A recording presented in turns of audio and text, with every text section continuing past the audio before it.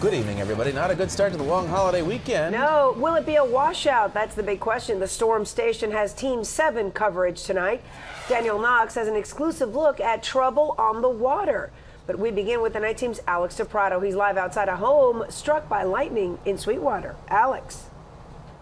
Well, Lucky's, anyone who was in South Florida today no doubt saw the lightning. One bolt struck the front of the house right here. It was a wild day of weather. This Sweetwater family burned out after fire rips through the attic of their home. Firefighters say it was a lightning strike on the roof near the front door that sparked the fire. The occupant advised us that she heard a loud boom and then smelled smoke right after. In parts of Aventura, power was knocked out. Traffic brought to a crawl when some of the street lights on Biscayne Boulevard went out. Homes and most stores at the Aventura Mall lost power as well.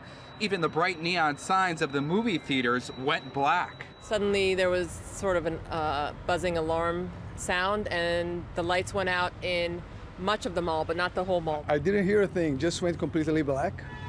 Some of the shops, they closed. Some stores like Louis Vuitton and Hugo Boss shut their doors, while Florida Power and Light worked to restore electricity. Here at Bird Road at 149th Avenue, the rain came down hard during Friday's storm. Broward wasn't spared either. Fort Lauderdale saw heavy rain. All the water was left with nowhere to go at this Lauderhill apartment complex. The storms, of course, came with lightning. One bolt struck this car on I-95 near Fort Lauderdale Hollywood International Airport. The lightning blew a small hole in the back of the car, but the driver was uninjured. When it was all over, a rainbow appeared across South Florida. A beautiful end to what was a wild start to the holiday weekend.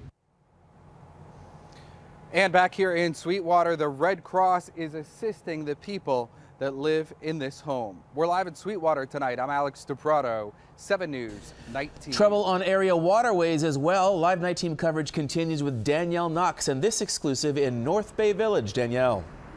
And you know what? It wasn't quite the old man and the sea. It was a young man and the waves. And he was actually on this boat that you see behind me here. And when he was on the boat, he said he had no idea there was a storm coming in. But when it did, he sprang into action.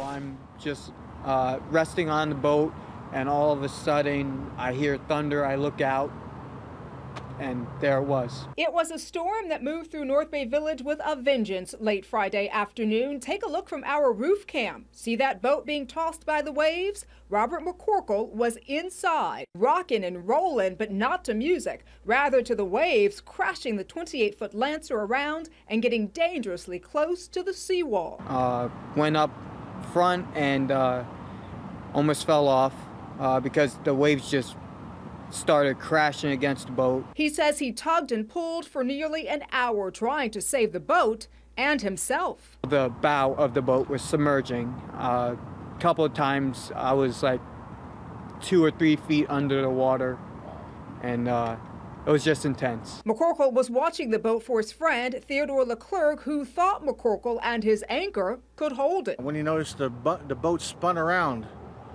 and he's like, whoa, I've got a 35-pound, and it should hold this. It's only a 28-foot Lancer.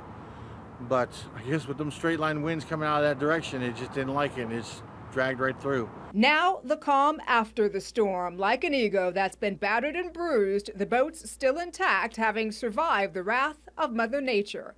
As for McCorkle, he's okay too. Just a little weak from pulling the boat for an hour or so, but I'm slowly regaining.